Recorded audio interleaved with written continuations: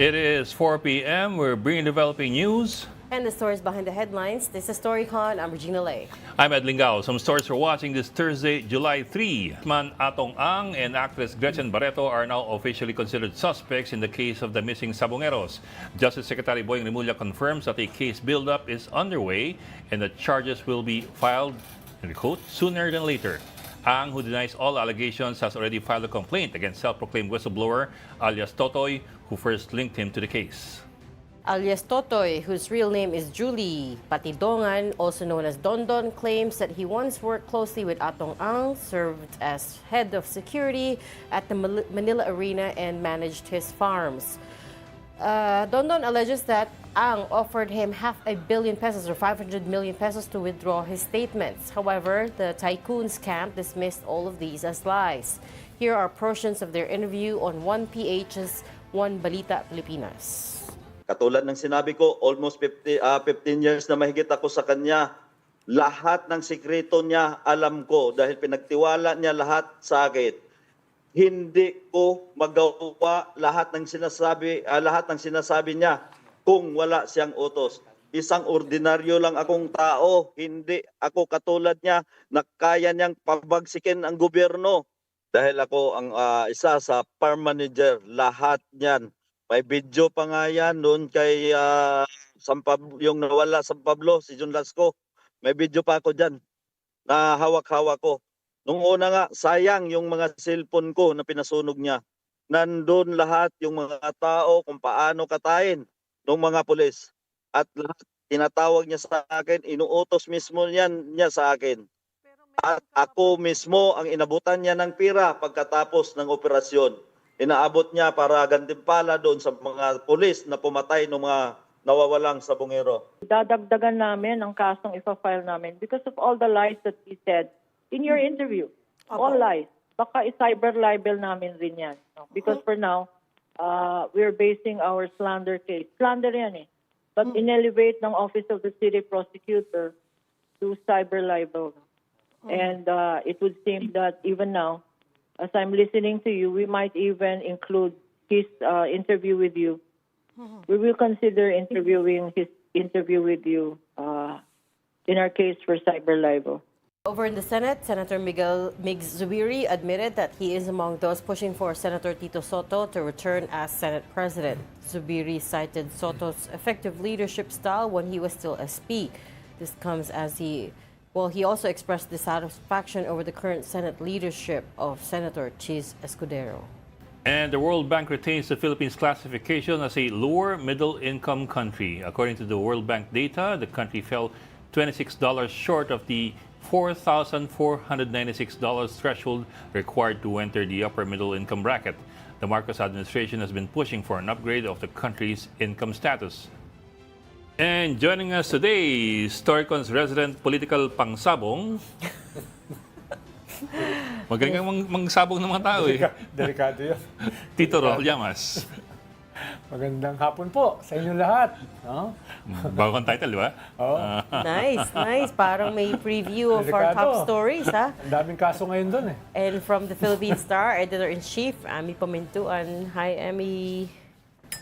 Hi, happy Thursday, rainy Thursday, walang pasok yung ibang school. Okay, bakit tayo meron? Dahil sa ano?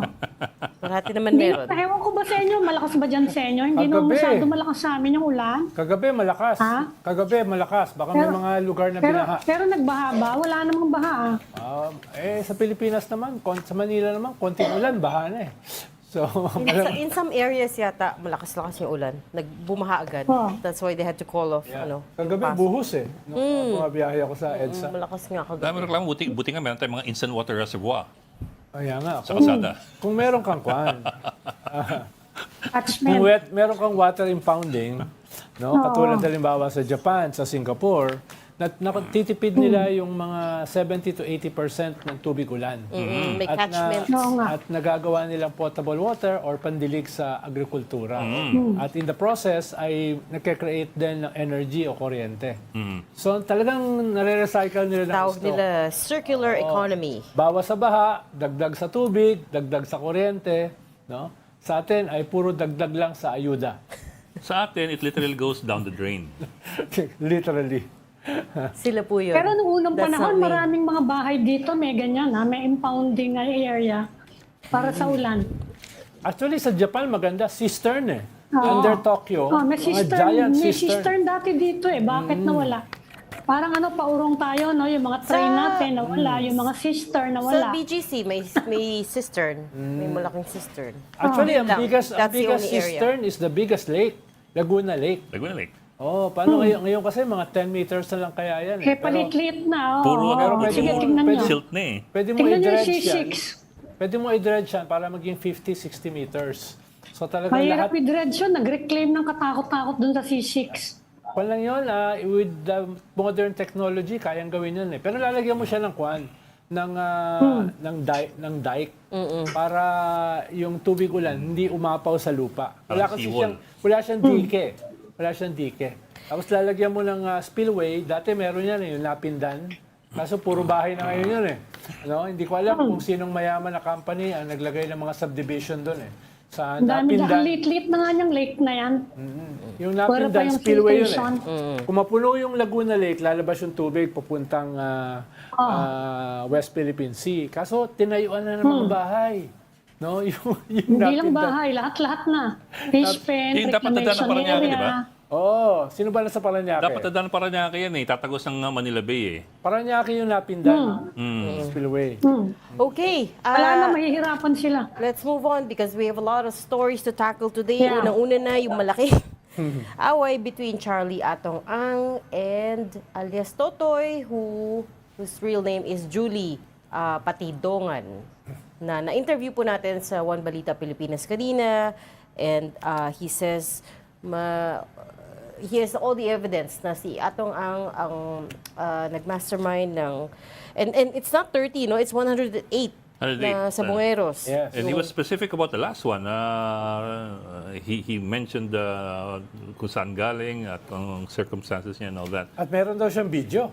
Yun na nga, meron daw siyang, lahat daw to may video evidence. But all that's to be shown pa. Let's see. Hindi pa natin nakikita, so we can't verify it. But on the other side of it, si Atong Ang, represented by Attorney Lorna Kapunan, says they will file cyber libel cases potentially against Dondon, yung nickname nitong si Julie Patidongan, for lying. And they are also saying, so it's become a he said story, he said, she said story. Hindi natin po alam at this point who's telling the truth. But the DOJ has weighed in on the issue and sabi si Atong Ang and Gretchen Barretto, his former partner, is formally considered as suspects in this case. Si Gretchen Barretto was his former partner. Hindi ba si Kay... Di ba kasal yun? Oo. Ikaw naman, intriga ka pa. Teka lang. Sabi kasi former partner. Hindi ba he's with Sunshine Cruz? Hindi naman tuloy siya. Well, currently. Kaya nga. Currently, Also former partner. Former, Hindi, yeah. ibang tanong Si niya. Sunshine Ang tanong ngayon niya, eh. ano, Gretchen. ito lang intriga eh. You mean, Yung sabi mo kasi former partner. Sabi ko, former partner ba si Gretchen? Hindi ba? Barretto? Ha? she's Married not... siya eh. Married siya. Yung Tony Boy. But Are you wasn't officially he- married? Tony Boy ko Hiwalay, ako. di Are you ba? officially married? Oh, officially yun. Yeah. Officially married. But there's some... Okay, so she was not a former partner. I saw some news reports saying that she was a former partner. But hindi. Married pa siya. She's hanggang not. ngayon eh. Oo nga. He's an spring. No, I know, but baka may alam kasi siya eh. But anyways, we were just It was going... just a query, an innocent query. Oo. Ang intriga ka lang eh. ang chismis dati kasi, but then again, we can strike that off the record. I don't know for sure, but I saw some reports. Tuloy. I saw some reports saying that she was a former partner. Hindi, you mean to be fair, we have to be accurate in this story, right? So hindi ko alam. No, we're accurate But naman eh. that's what they're saying. In any case, Pero si she's Lorna, di ba, private counsel siya sa impeachment, saka prosecution. Ngayon, dito rin pala. So, baka maubusan siya ng oras. kaya nga eh, I don't know how she's gonna be able to handle both of these high-profile, high-stakes cases kasi yun nga, she was also just named private prosecutor in the House impeachment panel. Okay. Yes. Ano po? We have a guest already waiting in the wings. Yeah, we have a guest. Let's bring him in already. Migrant Worker Secretary Hans Kapdak. Sir, magandang hapon and welcome back to Storycon. Magandang hapon, Secretary. Long time Yeah, no see. magandang hapon. Magandang hapon po sa inyong lahat. Nasa Riyadh, Saudi Arabia po ako.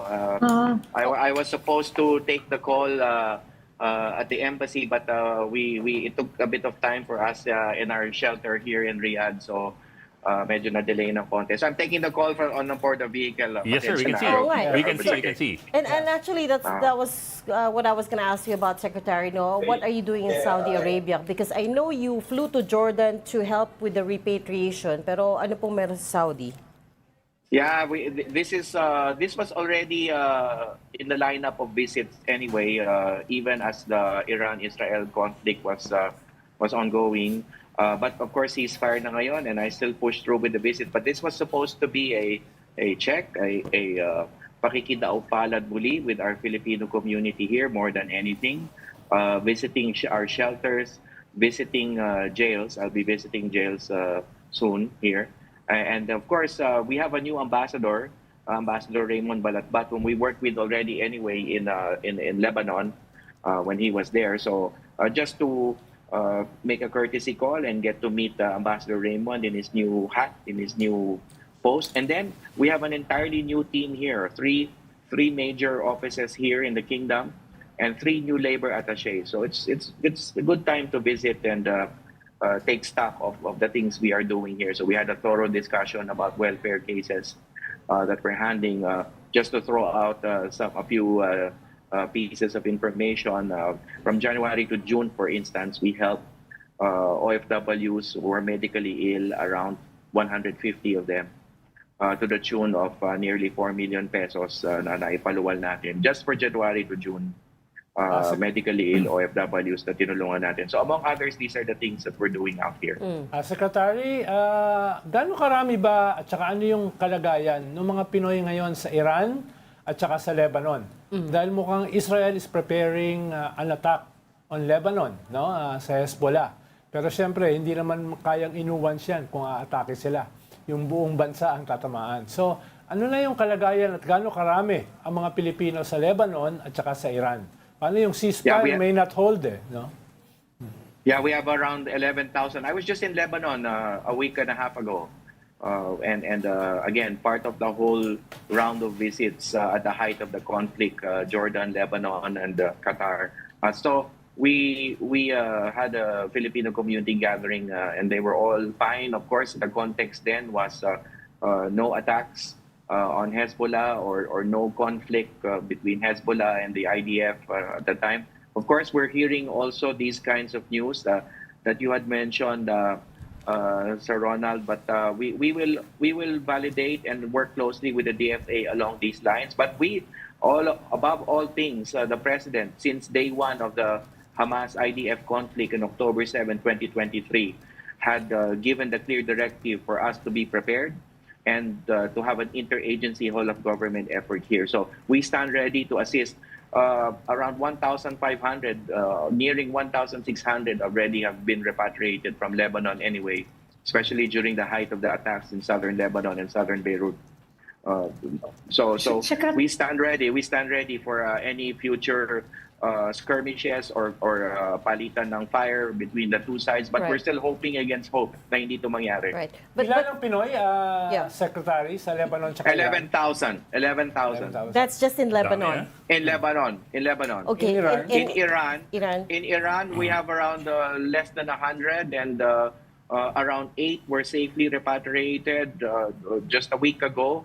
We're thankful to the DFA, Sec Ricky Manalo, Sec Tess Lazaro, and the effort to bring the repatriates home. I won't give the details as to how they were repatriated for security reasons, but rest assured, we received the 8, and they all safely arrived home, and we have given the necessary post-arrival assistance as directed by the President. Pero Secretary, may isang isla sa Iran na maraming Pinoy yung naghihintay ng mga visa nila sa Middle East. Doon sila pumupunta. Medyo marami-rami yun. Hindi sila OFW sa Iran. Parang naghihintay lang sila. Pinapayagan silang pumasok ng Iran para maghintay ng mga visa nila dyan sa UAE. No? Doon marami yun. Marami Pinoy doon.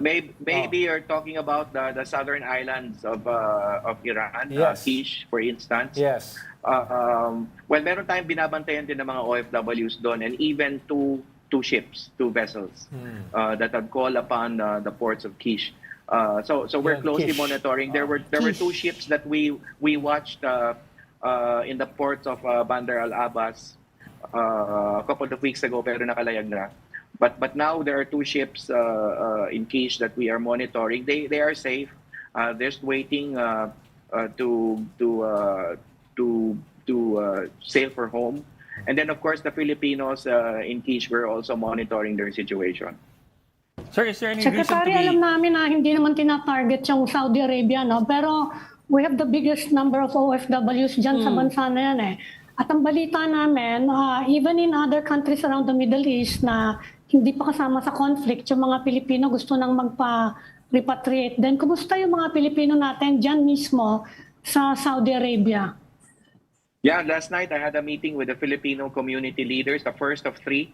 We're moving on to the eastern side later to meet the Filipinos there, and then over to the western side the next day. So okay naman sila.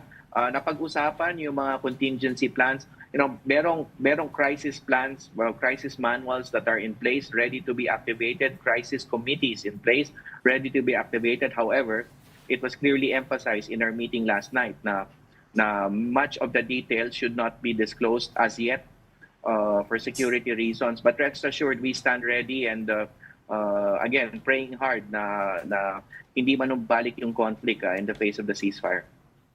But sir, is there any reason to be concerned of a possible flare-up of another round of violence, especially if Israel discovers na hindi pa completely removed yung enrichment capability ng uranium ng Iran?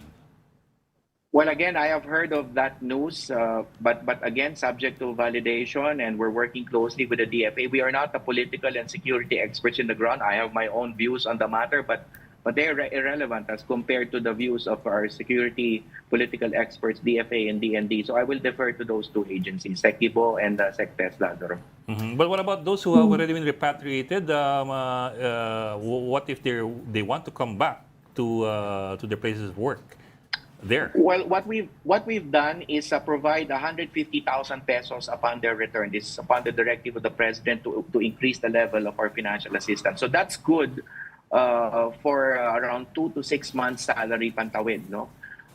So at least for Israel it's 2 months salary, but for Lebanon and Jordan and Palestine, may mga umuwi din kasi from those areas, that's good for 4 to 6 months salary. So they're good for pantawid, and we're providing with DG Kiko Benitez skills development, skills upskilling opportunities for them also in that period of time habang tinatawid sila and habang meron silang period na temporary cessation of their employment. So ganun muna sa ngayon in light of what's going on. But of course, the alert level in Israel has been lowered to alert level 2. So goes the total deployment ban. So we're down to a partial deployment ban, meaning bawal umalis ang newly hired for Israel, pero pwede naman umalik yung mga datihan na pabalik na Israel. Nagbakasyon lang o nag-renew lang ng contract habang nandito sa Pilipinas. Secretary, ilan ba sa Israel yung gusto magpa-repatriate ng mga Pilipino? Dahil last time na nandyan ako, talagang maganda yung kanilang kalagayan dyan eh. Kaya meron mga walang gera, very few ang gustong umalis. And actually, you have said previously that majority don't want to be repatriated, right? Yeah. Yeah. So we got up to around 300 plus 320 requests for repatriation, but that has sort of simmered down in a sense that 76 so far ang napauwi natin. Actually, we're in the middle of receiving another 45. May 31 na nakauwi, 26 plus the 3 from Jordan, 1 from Qatar, 1 from Palestine, and then may 45 na pauwi from Israel in the next 3 days. So yun ang inaabangan natin. That will bring the figures up to 76. But the total since the October 7 Hamas attack is around nearing 1,500 from Israel na napauwi na natin. But the ones Secretary, that... hindi ba mahirap mag-book ng mga flights? Kasi galing ako Europe about 2 weeks ago. Nagre-reroute lahat ng mga Yes. aeroplano eh. At saka nagka-total disruption, ano? Kumusta ngayon? Hindi ba mahirap? It is a bit of a challenge, kaya itong 45 will be broken up into 3 flights. Hindi ma-reserve ng bulto yung 45 So they will be broken up. I will not disclose the flight routes for security reasons, but they will be home in 3 days. But the ones that the majority in Israel or in the rest of the Middle East who do not want to come home, Secretary, I wonder if you could give us a better insight Yeah. into why they don't want. Is it that some of them are already reside there? Ano po yung situation nila doon? Saka Yeah, medyo more than malaki, anything- Secretary, yung numero sa Israel, di ba? Ang registered, mga 31, 32,000. 30,000. Tapos merong yung mga unregistered, mga 20,000, no? Yung marami, yung mga hindi rin registered. Well, we have it at around 30. So ang dahilan mainly is yung nature of their work. They are caregivers, and alam naman natin sa ating mga Pilipino ay natural ang maging mapagkalinga, mapag-aruga, and caregivers are right up in terms of yung line of work na nababagay sa atin. They're dedicated to their work, to their employers, especially their elderly patients and wards. So it's the nature of the work more than anything, dedication and loyalty and perseverance nila. Meron na ring emotional attachment, I should say.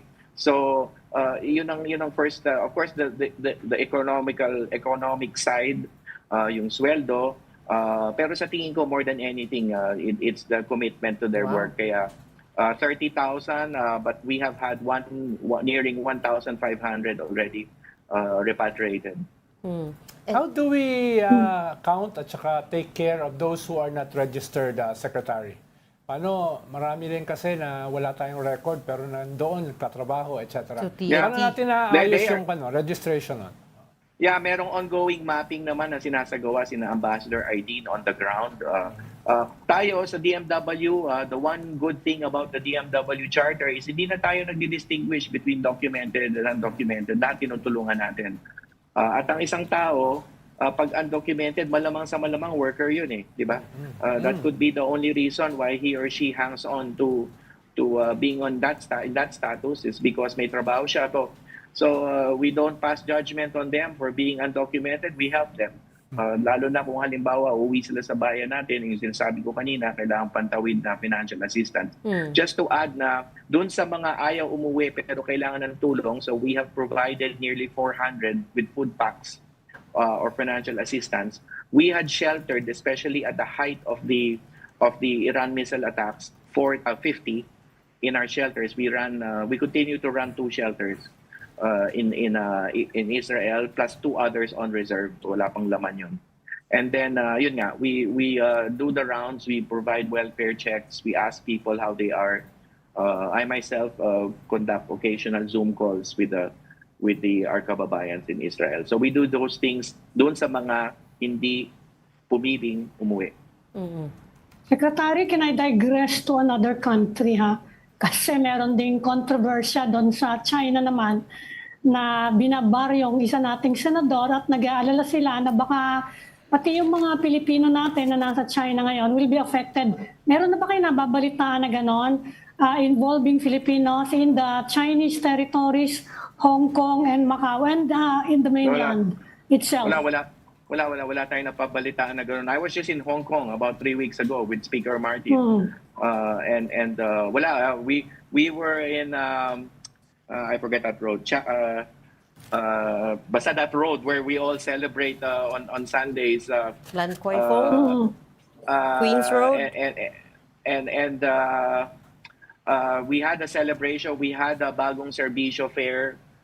So we brought in government agencies, PSA, statistics for the national ID, PRC, and the OWA, of course, admin PY Kaunan. So okay naman, maayos doon. And I just got in touch with our labor attaché in Macau.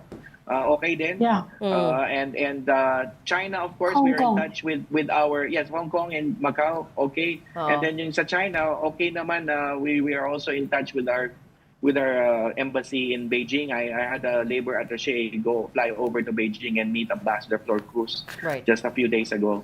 So okay naman, we're monitoring, rest assured, we're monitoring the situation on the ground Okay. Sorry, Secretary, I know you have to run to another meeting, but if I could just squeeze in one last very quick question. Ano po yung update natin dun sa land acquisition deal, the 1.4 billion peso land acquisition deal for which OWA Administrator Arnel Ignacio was fired? Yeah, where we filed the case with the Office of the President. This is for purposes of ascertaining that they will not be occupying another government post again.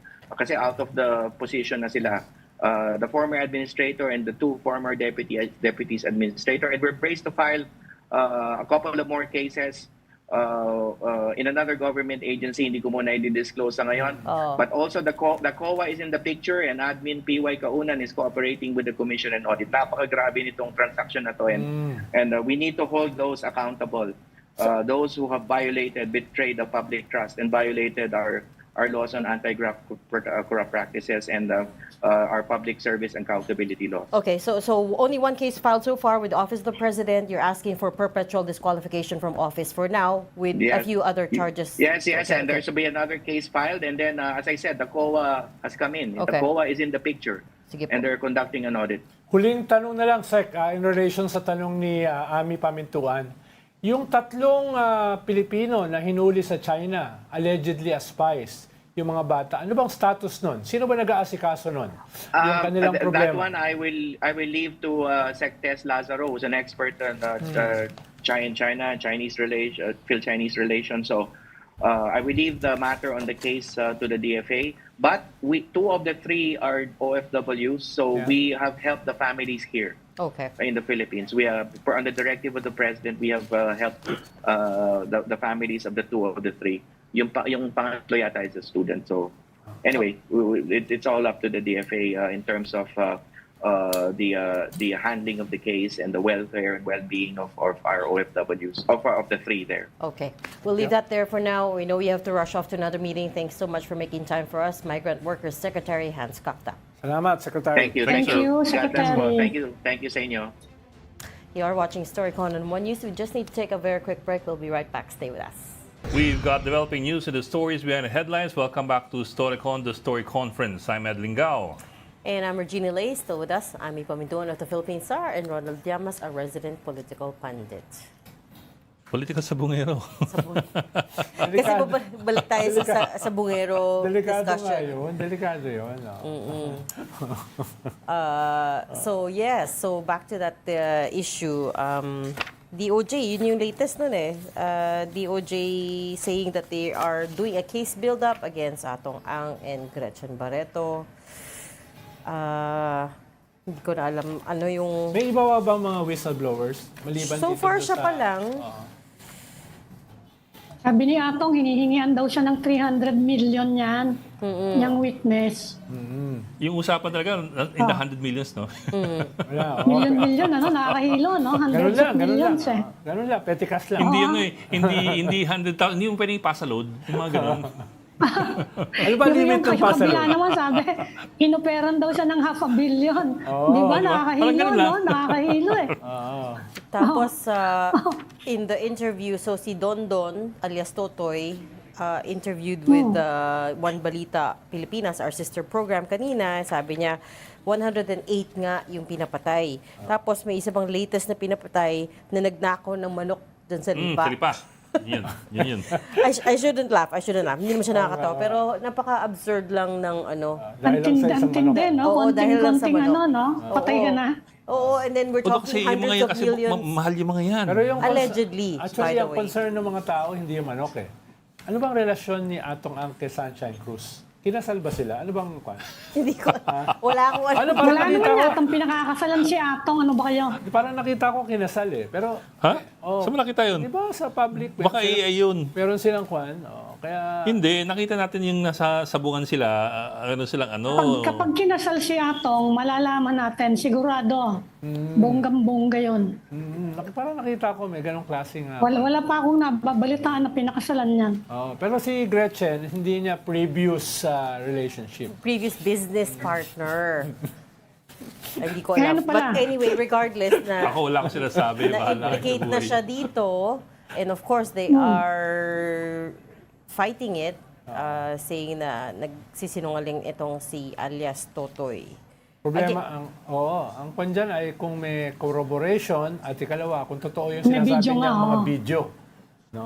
Kung totoo yun. Mukhang maraming tinago yung Totoy na yan ng mga ebidensya. Sabi niya, si Gretchen Barretto is alpha yan. Membro yan ng alpha. Mismo the inner core. Oo, that's what he was saying to Inner Cheryl core Cosim ng Sabong. kanina. Pero parang may But binabanggit that pa siyang in itself, mga... ano eh, that in itself is not damning pero eh. ang kwan dyan kasi may binabanggit pa siyang mga politicians. Yun yung medyo exclusive. Pero At saka yung I think sinabi we ni also have to be Boying careful. Remulla, I think we also have to be Di ba careful yung dun sa ano sabi- eh. Yung when these guys talk about Sabong, we don't conflate it with yung disappearance ng sabongeros. Kasi they can be different things altogether. They're not necessarily the same. Yung, pwedeng this guy or that personality could be linked to Sabong, not necessarily to the disappearances. Oo. Pero yung Sabong kasi, yung pinaka-lucrative, pinakamalaking company ni Atong Ang. At mukhang yung sinasabi ay itong mga allegedly pinatay ay nakipag-compete, hinak yung system nila para magtayo ng sariling Sabong. Kaya hindi mo siya totally mahiwalay. Yun yung, at least ayon sa testimony nitong Oh, pero formal ba yung kaso na final kay Gretchen Barretto? Wait, just to come back to Sabong, remember, nag-proliferate yan in the time of the Duterte administration, Yes. but technically suspended na. Suspended siya. Supposedly, ang lahat ng Sabong operations, President Marcos suspended Sabong in 2022. Yeah.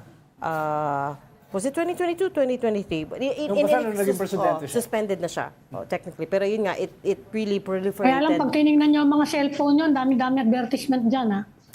Ng Sabong. So, related to Ewan ko that, lang kung kaninong kumpanya yon. Hindi natin alam kung kanino. related to that, naglabas ng circular ang BSP, the Bangko Sentral today, saying they are issuing a circular to protect users from all of these online gambling platforms. Ang dami ng ginawang mga kwan dyan eh. it's- Mga security precautions, di ba? Yung, Andito. yung law sa mga SIM card, etc. etc. Pero Hindi ganun naman pa yun rin. specifically for online gambling. That's Hindi, for hindi. Ibig sabihin scams. yung mga scams. No? Yung mga scams. Pero patuloy pa rin eh. Hindi mo Well, ba kayo matanggal, patuloy ha? pa rin eh. The issue- Subukan yung tanggalin yung mga advertisement sa cellphone nyo. Oo. Casino gambling. Sige, subukan nyo. Well, the issue Hindi right nyo matatanggal. now, kaya nga, Pagkatanggal mo, balik kagad siya. the issue right now is that it's Bakit too siya may ganun? easy. Nakula. At saka scams. Patuloy pumapasok sa cellphone. Kaya, Yeah. ano ba, Bakit kayo may ganun? ano ba yung ginawa, nilang mga Pagtanggal putan mo, balik siya. Pagtanggal mo, balik siya. Sa email, sa mga apps. Pagtanggal mo, balik siya. Because it's big money, right? Ano yun eh, it's a volume business, right? So yung mga, yan yung mga... may mga kilala nga magbebet, ako. Mga 50 kilala pesos, ako. 100 pesos. May kilala ako, mga professors, mga entrepreneurs, na-i-scam So sila. popular, At hindi kasi barya. mabilis eh. Hindi barya, na-i-scam ng 500,000, 1.5 billion. Yun na naniniwala sila. No? Hindi, we're talking about two different things. We're talking about online gambling. Ikaw naman, you're talking about Online scams. gambling. Paano? Usually, isang company yan eh. Yung gumagawa niyan. Yung gumagawa ng scam, sila rin ang gumagawa ng online gambling. Not Hindi- necessarily. Hindi yan hiwalay. Not necessarily. Oo. Kunyari, DigiPlus or Bingo Plus, these are legitimate businesses. Pero the problem right now is it's too easy to access. Pumunta ka lang sa website, magka-cash in ka through the e-wallets, tapos Saka ayun na. mabilis eh. Pwede Mabilis ka ka na manalo. maglaro. Pero yan ang Correct. problema mo sa mga legitimate. Sabi rin kasi ng PAGCOR noon, merong legitimate na mga pogos at may illegitimate. Eh, lahat naman yun, sindikato eh.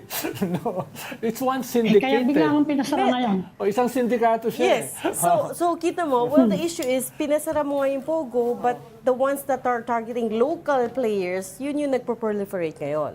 Right? So, okay. nag-shift And sila. remember, Pogos are catered to only Chinese gamblers in China. Ito naman, they're targeting local audiences. So, technically, we should be stricter on them than Pogos, di ba? Halimbawa, yung ni-raid na pogo dati sa Clark, bahagi ng pogo are scams. Bahagi ng pogo are talagang direct pogo. Pero Halo-halo siya. nagda-diversify sila. Kaya ang daming cellphones na kuha. Oo, nagda-diversify sila into other lucrative na Eh, IT. billion nga daw ang kinikita eh. Billion.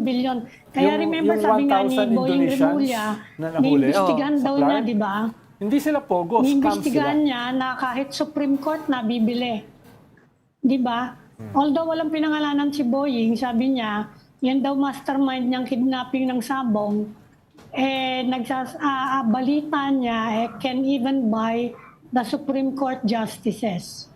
Di natin alam kung ano nangyari. Sabi niya makikipag-usap siya sa Supreme Court about it, di ba? Well, you know, if Siguro you believe kumustahin these natin kung ano allegations nangyari. na may ₱500 million bribe attempt, may ₱300 million bribe attempt, Yes. it's not that far. Maniniwala ka. perfect. Bakit wala nagbabribe sa atin ng ganyan, ha? Oo. Ewan ko sa inyo, ba't kayo na-spam ng mga ganyang ano? Ako, spam mga prayers eh. Kilala nila. Know your customer, di ba? Ikaw ba, Reg, KYC. na-scam ka na? Secret. Na-scam ka ba, Reg? Ay, hindi pa ako nasa-scam. Thank you very much. Okay. I look like I was Ako born na-scam na ako yesterday? ng pet scam. Si Ami, hindi mali. Teka lang. Ako na pet scam ako. Teka lang.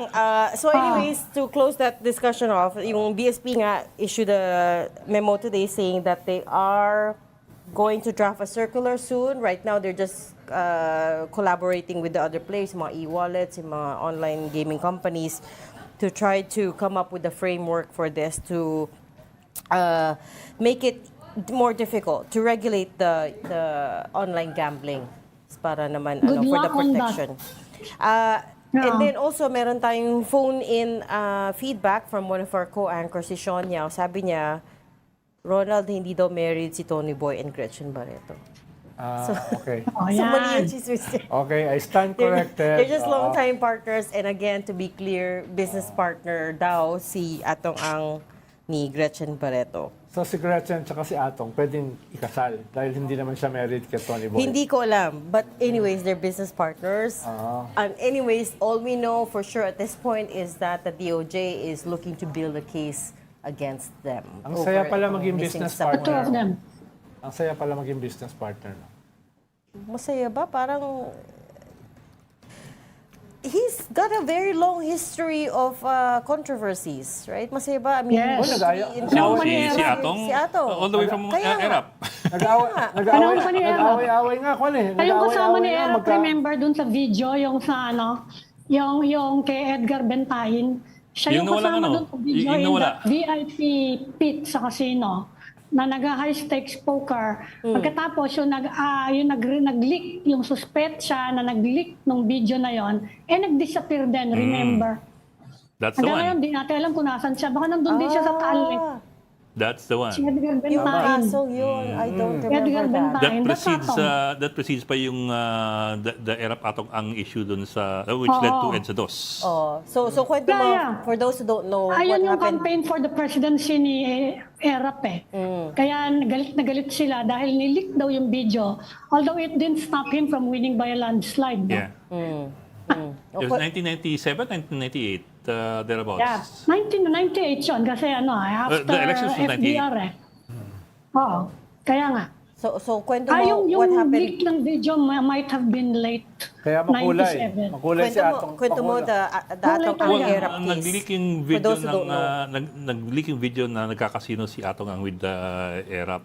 Ano, card game With ba? Erap. Card game ba? In the VIP pit of a casino. High stakes poker daw yun. At yung nag-leak, Di nawala. na natin Nawala. nakita. Never found. Nawala na si Edgar Bentahin. Hanggang ngayon, di natin alam kung nasan. Nilulo na rin siguro ng Taal Lake. Last Di natin one. alam. Grabe ka dinikit mo. Last week, gumawa ng yung isang controversial character na nakasama ni Atong Ang, si Chavit Singson. Nag-book launching siya. Ah, yes, Last his week. memoir. Oo, baka si Atong gumawa na rin ng libro. No, dahil yung Mas bata naman siya kay Chavit. yung mga controversial people kasi nagbebenta yung kanilang mga libro. Eh. Sabagay. Oo nga eh, Chavit Singson published a memoir. Mas maraming sikreto. Was he also linked to Hueteng at one point? Si Chavit? Oh, si Atong. Oh, Or yun iba nga yun? yung pinagawa yan. Yun nga yung pinagawa yan. Pinagawa yan. Yung bingo 2 ball ba yun? Di ba yun eh? Oh, there you are. Okay. Okay. We have to Yeah? cut this conversation because we have another guest right now. Well, let's Also joining us bring this them in. afternoon in our studio, we've got Marta Temido. He's the Chief Observer of the European Union Election Observation Mission to the Philippines. Good afternoon, Marta. Thanks for rushing over to be with us. How are you? Well, I'm not Marta.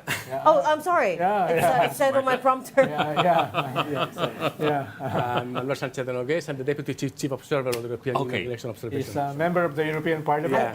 No, I'm not a member of the European Parliament. Have the report here, yeah. Sorry, we're so much misinformation Yeah, on of our course. show, huh? Sorry, I'm Oh sorry. my So goodness. they told I'm us sorry. that Marta is coming. So let's begin with a broad overview. I think we spoke to you last time as well, just shortly after the elections, online, correct, about your overarching observations. Yes. But let's go through that again. Sure. What were the what were the key takeaways here? Okay, today we came back to the country. We left the country on the 2nd of June, and we always said that we will come back to present our final report. This is the final report, product of our observation.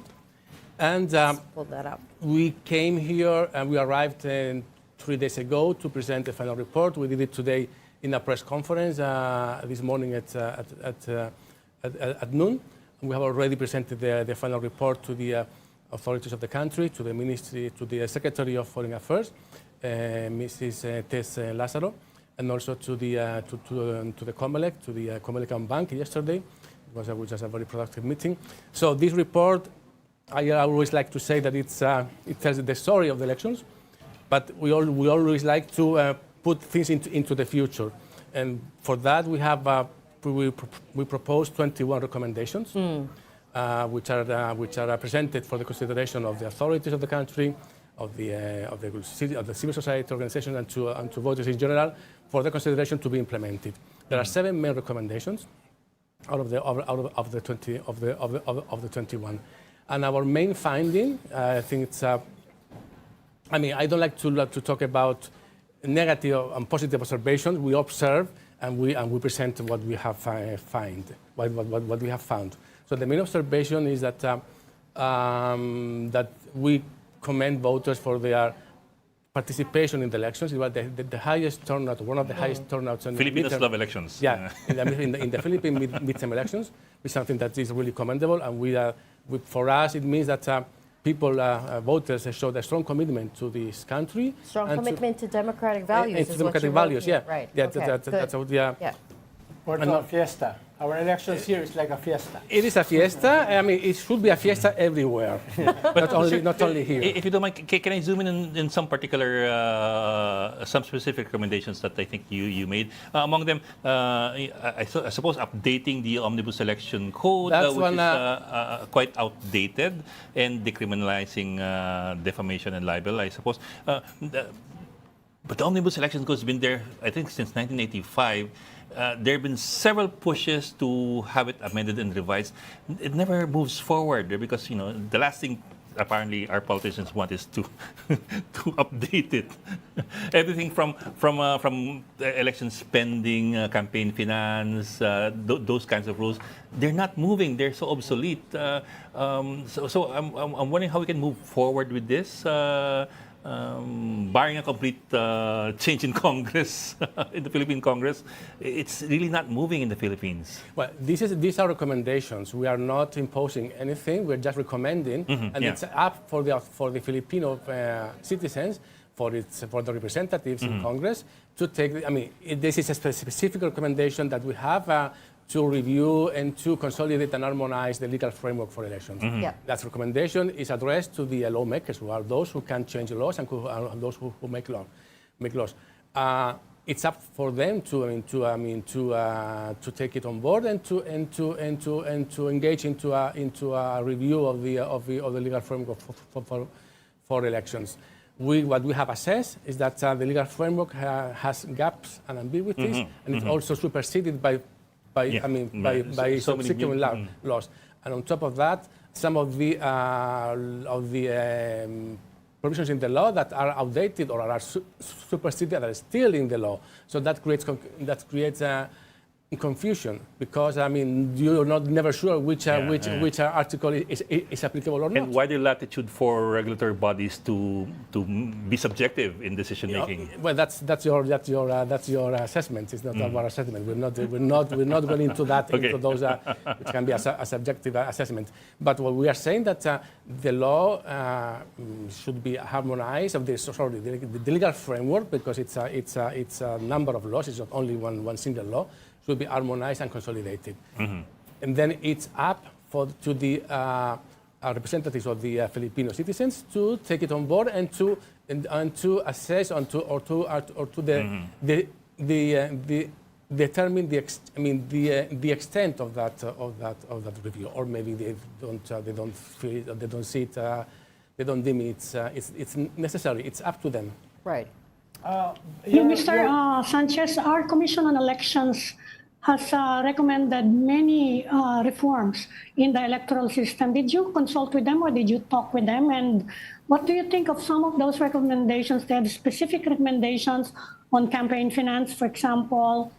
Have you talked to them, and what do you think of their proposals? We have talked several times with COMELEC, with the Commissioners and Bank, and with the chair, George Garcia.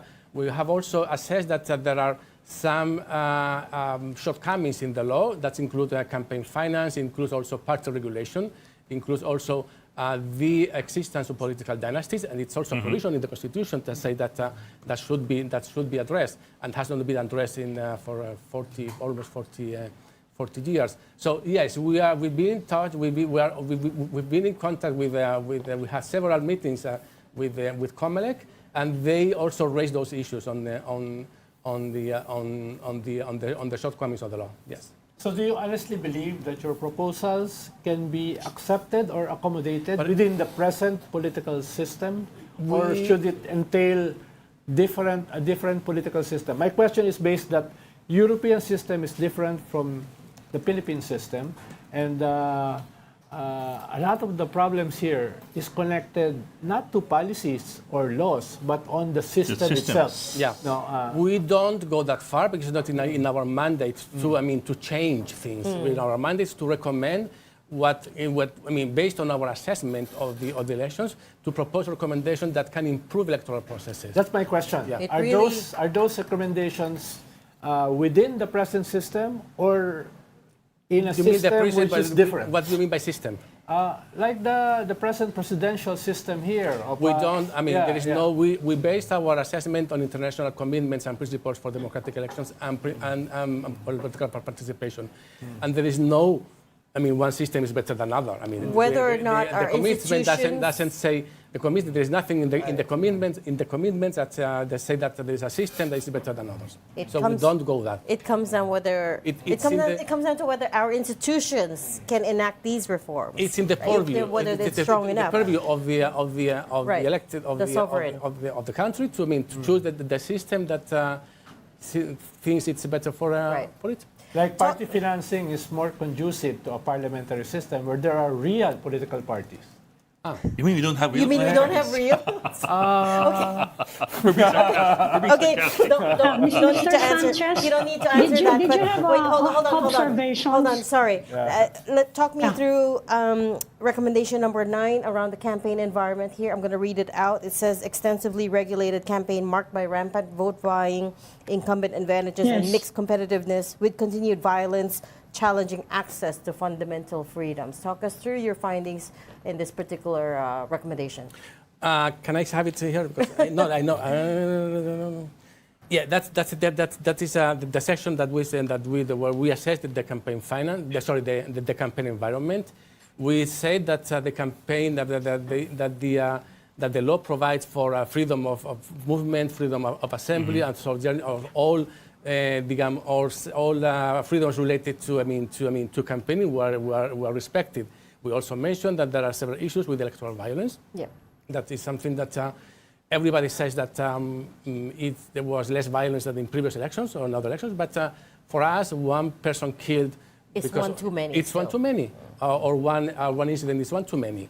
So I think we need to be very strong on that, and then condemn and to also mention that these things happen. Vote buying. we have documented several instances of vote buying. We say that vote buying is widespread.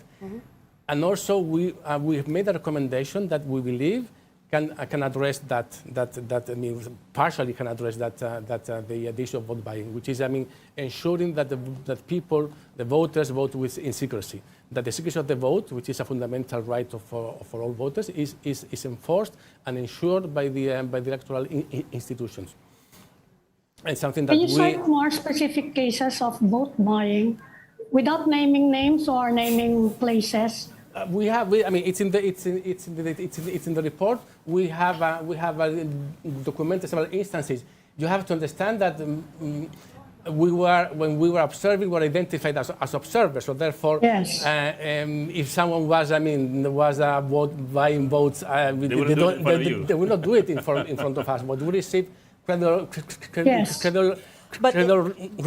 reports from many areas where these things happen. Also, that was a kind of competition between candidates and parties, to attract to draw the attention of voters by providing some funds to them. Yeah. And in the report does cite that COMELEC itself launched over 800 investigations and issued over 200 show cause orders on grounds of vote buying and partisan distribution of ayuda.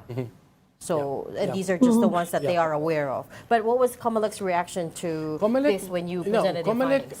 We have also assessed that COMELEC took a tough stance against vote buying by issuing resolutions and by having this contra task force that was also in place to fight against vote buying. But vote buying roots has no only political or electoral implication or reasons. It has social-economical reasons. So therefore, that people that is in need sells what they have, and they have their vote. Yeah. And therefore, people sell their votes, and because there is someone who's also willing to pay for that. So it's something that cannot only be addressed or tackled through electoral means or through a punitive system. It's a systemic issue that needs to be changed. I mean, through a change in the minds of the people or change in the society, and that goes beyond our mandate. We're a work in progress. What can we say? We have run out of time, unfortunately, so we'll leave the conversation there. Thank you so much for coming all the way here to talk us through the EU Election Observation Mission final report for the Philippines. That's can people get a hold of this? You can download it online. It's online. It's not now. You can everybody can download it. What's online. the website? The website EUM.eu. And EUMphilippines.eu. Okay, they can be so downloaded. anyone can download this if you want to try to understand. And also you can also find it in our social media channels and on X, Instagram, and Facebook. Okay, perfect. So anyone can download the Philippines report on the EU observation mission for the midterm elections. You have an assembly tomorrow. No. I thought That was morning. Manuel Sanchez de Nogues, Deputy Chief of the European Union Election Observation Mission to the Philippines. Thanks for your time Thank today. you very much. Thank you for having me Sir. here. Thank you for coming over. Thank you. Thank you. Okay, that's all the time we have for today. Thanks for joining Storycon. I'm Ipamidun, Editor-in-Chief of the Philippine Star. Ronald Llamas, a resident political pundit. Join us again tomorrow, 4 p.m. for Storycon. Again, I'm Regina Lay. I'm Ed Lingao. We are One News, all sides, all the time.